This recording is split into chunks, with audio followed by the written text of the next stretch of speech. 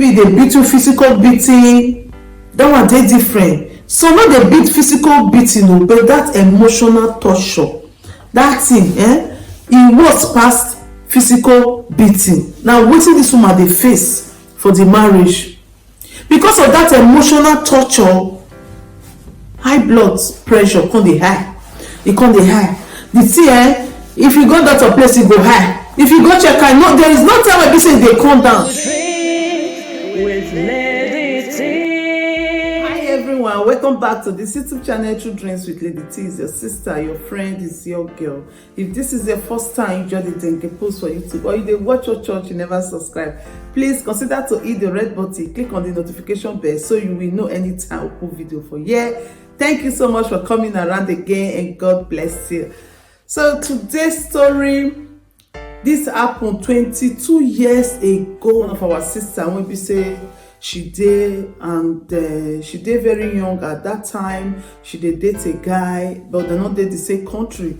But this guy make this our sister to understand, say he get two children for Nigeria with different mother, a boy and a girl. So this our sister saying has this bros, say bros, you marry them or you marry anyone, you say no marry them, say I say just decide say one come Europe, they all rush get belle for him. Now it's a bond. So go say okay, no problem, since you not married then now pikin dey born for you and una not dey again, no problem, he dey with you. So this guy dey help her with cash and everything. Then one day this bros tell am say, oh yeah, you come dey stay for my own side. She can't say okay, being as say she love the guy too, you can say okay, I'll come. Then she can't try change country, go dey stay with this guy. So she not get document. During the time when they dey together, she can't try to do document. The guy try for her to make sure say she get documents, no way. During that time, okra can't enter belle, she born baby girl. So she can't say they try to get document, and they tell her say the only way you fit get document, you need to go back to Nigeria, come back with visa. With that visa, they will give you documents. So this our sister can't dey fear to go Nigeria because she can't say if you go Nigeria now, may not be like say you go see Gogi for that side. So she no won't go. But this bros can't tell her say no worry, go. I dey here for you. All the documents when people say they need, I go stand. I go make sure say I bring all the documents. But one thing, 1 naira she come, I no go spend for Nigeria, whether na feeding money, whether na ticket money, whether na any documents wey you need, they say na money they want to do, and not ask me 1 naira, I no go give you. But any documents they need for here, if you don't say na money, me I will stand put. The anyone for Nigeria, you go stand put. And another thing, promise me say if you dey come, you bring one of my pikin come among those two children when you did there. She said she can't wear and she can't reason. I can say okay, he go bring one. And which one she go bring? Cause okay, he go bring the boy when he did, because she born girl, they need boy. So he go bring the boy. The guy can say okay, it's a good idea. They don't make the be that. She agree. Really, she can't go Nigeria as planned. When she did Nigeria, they can't try to process the paper. She think say na waiting easy. She can't discover say not be waiting easy like that. She can't dey Nigeria with her daughter. She can't dey there for 1 year before visa come out. And before this visa come out, she can't even dey stranded for money. If you want to talk go money side, the bros go tell us I fit tell you this thing. And it was no easy. Guys, when like they don't reach middle, the brother no come dey shake body again. He come dey slack somehow. So she come dey imagine say maybe say she not come go up for here. What did they happen? Why this slacking like this now? So the daughter get passport. So he come say make he carry the passport give the father, that is the grandfather of the little daughter when she carry come from abroad. Wey be say na that one go even still stand to help this our sister to fasten her visa for Nigeria. As he give the father the passport, the time when she come need the passport, papa give me passport. Papa say pikin say make I not give you passport again. I can say I wish can't be this one. We need this passport. As I just land, they say take my pikin passport, go give my papa. Okay, papa give me passport. Papa say pikin say make I not give you passport. Now passport they come dey drag for grandpapa hands. My papa say now wetin pikin tell am, na he go do. She come got to dey call the husband They call am, they call the guy. Before the guy finally release passport, tell the papa say release passport, they do fasting and prayer put. You see now they come begin the sense say something don dey waka out. Hey God, may not come God for Nigeria. Which kind of wahala be this one? Thank God say the daughter had already get that passport and a European pikin. That be the God wey save this our sister. If not, now Gogi, now she for say she for dey Nigeria, now she for not fit come back. Now that passport can't help her. Apart from there, before she come, the bros buy house during the time when she want to come Nigeria. He just buy house for the country, big house. They were happy. The brother called and say, "No worry, as you go Nigeria, so if you come back, you don't get your paper. I will put your name, join my name for this house because now me and you, now I get this house." He can say, "Okay, no problem." Before she go, the visa process come dey hard one kind. Come be like say we don't fly for inside. The thing, you're not supposed to hard like that because of the daughter and citizen. But the thing come dey hard then. They hard. What is she supposed to even spend maybe 3-4 months? She spent 1 year. And this man no gree bring money because she can't dey try to dey work. Even the son always promise say he wan carry follow body. Cause she can't dey try to make sure say he carry that pikin follow body. Her family can't dey tell her say, why you wan carry your husband pikin follow body? I been leave am for Nigeria with him mama. He say no go leave am. Yes, if her own family try to discourage her, she say Lala, say na promise wey he make and he must fulfill this promise. This boy go follow him come Europe. He say because na no know Europe life, na no know as Europe life be. I don already promise this guy. This guy has been nice to me. I will not come and pay him back with all these things. We don already talk, so we'll carry this his son follow body come. They say, but this God, the way he come, they give you of recent. He say that one not me. Now because say maybe na distance and all that. Now God next time for this our sister. Because this kind of man now once he just be say he don't carry for he don't see one Chiquito carry for that side. Before she come, the Chiquito don't color be brain. You not go remember say he promised woman or he tell woman make go Nigeria, go bring visa, come take document for Europe. Now God they help the children. Well, after everything, after set and done, they can't succeed. They can't give them the visa. To come see money for tickets, it can't be a problem because she got to buy ticket for herself, buy for her daughter, buy for the son.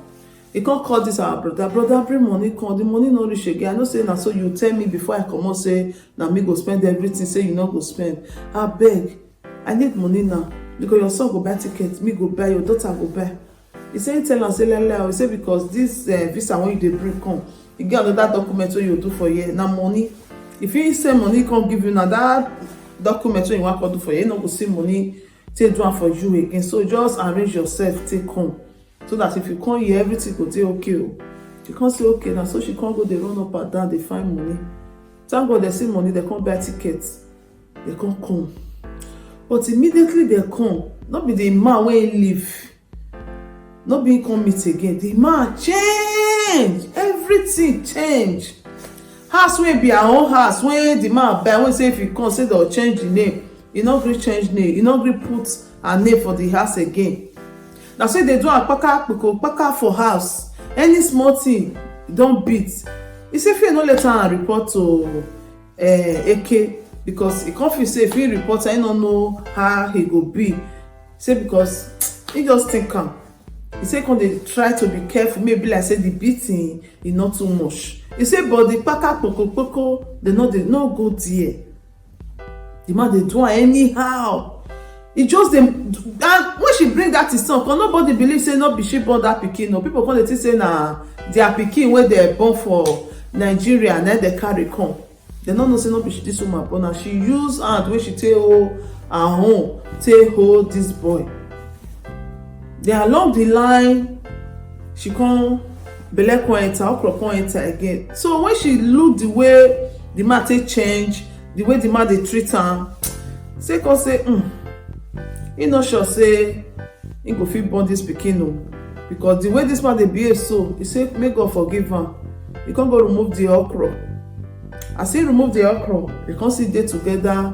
The man no change. The situation was it be like say from this though she don't get document wey she dey find, but the peace e no dey the house. She come dey manage later another okra come enter. Then she come say she no fit remove am, make she leave this one. So she come finally leave am. She come born baby girl. This man wey be say be dey care, no dey care again, even for the money, nothing. Na she know how she want to even take care of the children. E no dey care. The cigar wey say dey smoke, e value am pass she and her children. She no fit again. The small baby wey she born, e no dey even dey give her money. Say if month don end, e go give her 100 euro, 50 euro for the daughter, 50 euro for the son. Okpari, the daughter nothing. Say government dey give her 70 euro. Now that 70 euro she come take dey manage. Say because the man still tell her say, come, this pikin wey you born so, pampers, e no go buy o, e no go care o, e no even care for the second one because e no want. Come be say na she force herself born the second one. Everything wey he promise her, nothing he do. Say well, he come still dey manage the marriage. When the pikin come grow small, she come try to start work so that she fit still dey sustain herself, because she no dey get money. She need to buy roll-on. Na small thing na woman take dey get body odor. So she need to buy roll-on, buy other things wey be say she go make her look good. So the man still dey misbehave, still dey do anyhow for house. And at that time she come get high blood pressure. Because if you enter house, e be like say na stranger for her own house. Husband turn to Otutu Calabar. So nothing wey this woman fit do. Doctor tell am say take care of yourself, because the way this your high blood pressure dey high, say e not too good. Anything you know say you dey do, try to limit it. She say when she reach her, she come think am, come say this one wey the high blood pressure dey high, wetin she go do? If she die for this marriage now, who go take care of these children? If dey alive, na papa no care. Now when she go die, na papa go care. The thing dey high, come say e no fit go die for this marriage. She wan comot. Before she comot, you say come call the husband mother. They come tell am say the way your pikin dey treat me, she no dey fine. She get high blood pressure. Make she no go die. She wan comot for the house. He say na the mother-in-law tell am say if you wan comot now. As e be say the house no let you stay, you say you wan comot. Comot now. Comot make you leave my pikin in peace. As e be say you say the house no let you stay. He say come say na so this woman wan talk. He say come reason na e no fit go die put for inside o. No be say the man drive am say make e comot o, but the way the man dey treat am, you know, every time they always dey talk am say there are some emotional torture wey dey finish person life. Not really say the man dey beat you, or maybe dey beat you physical beating. That one dey different. So no dey beat physical beating o, but that emotional torture, that thing e worse pass physical beating. Now wetin this woman dey face for the marriage, because of that emotional torture, high blood pressure come dey high. E come dey high. The thing if you go doctor place, e go high. If you go check am, no, there is no time wey be say e dey come down. From here e go jump, from here 2 3 4 dey join, dey increase every time. You say come use her tongue take count her teeth, say you no fit go die o. Now he come comot for the marriage, say he dey go. The man say make e go. Doctor when he dey wait for am, make e go. No be he go pursue am. And so she come say comot. She come dey live her life with her 2 children. Comot leave the son, because na the man get pikin. Because the husband and mama tell am say if you wan go with your daughters and leave my grandson for him papa. Na so the woman talk. Then she comot with her 2 daughters. Come go carry house for another area. But right now she don marry to another man. Because when this thing come too high, my sister, no go there. You understand? First of all, save your life. Not say they go laugh you. Not say they go you want beer. There are things you can bear, but once it don't involve your life, my sister, my brother, no bear am. Once it don't involve your life, because bear am make dem not laugh me, make dem not laugh me. Many people dey 6 feet. Na so she take run comot o. As she just comot, she come dey get rest of mind. The thing come dey reduce. Thank God she come just jam one man wey be say the man get 2 pikin, he and the woman not dey again. They come just marry, they dey together. So the children now, they don grow. She and her husband, they live happily together. The man is still there. According to her, he said the man na the second wife na dey with the man now. As if she here, but she is okay with her marriage. They communicate again, nothing. He said one day, then the man call and say, he want go Nigeria. So time before this Okoro drivers enter house. Say he want go Nigeria. Say he need the 2 daughters to go show him mama, so that they'll know a family, they'll sit there with her, they'll know their house and all that for visits. He said, come the reason now. With wetin the mother talk, their grandmother talk that time, when he say, I beg if you dey go, carry your 2 children go, leave my son for me, leave my grandson for me. And now, he say make he bring the 2 children come. They want to go greet the same grandmama. They want to go the same house where they no accept them. He say no, as he say because he dey think am. He say come tell am say no. But the man dey insist. And meanwhile, now before Okoro drivers enter house happen. So during that time of Okoro drivers enter house, the man no say no fit travel at that time because of the way things be. So now when the lockdown don finish, he still dey demand now say he need those 2 children. He want me carry them go Nigeria, make them go visit their grandparents. Now he come dey talk now say, with all this story when she talk, with all this thing, what do you think? If na you go give this man these 2 children with their passports, make them go see the grandparents for Nigeria? Because now say wetin be your fear? Why you dey fear to allow these children follow their papa go Nigeria, go see their grandparents? He say they fear. He say because the way the mother take behave at that time, when he say carry your children go, leave my grandson, he say the thing touch am, which means he no love the children the way he take talk am. And when he take talk say one comot, he say comot now. If marriage tire you, you no comot. He say the way he take talk am, he say so that make him dey fear say he no know whether anything go happen to these children for Nigeria. And the way they take first seize the small one passport when she take go Nigeria that time, he no know.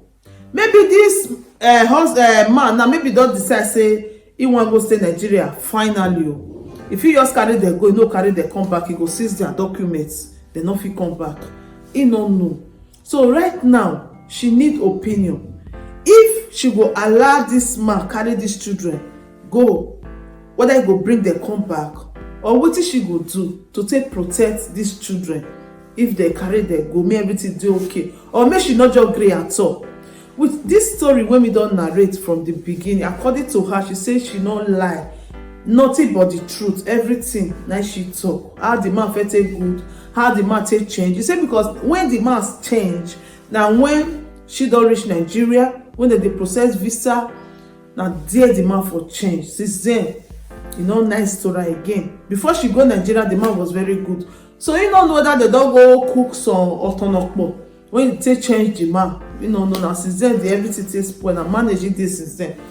And now he can carry the same children go. You don't know what they go do to them, because these 2 children, they are the apples of her eyes. She don't want me anything do them. So what is she go do? So my lovely people, mona shokuna mouth put for this matter. What do you think? May she agree or may she not agree?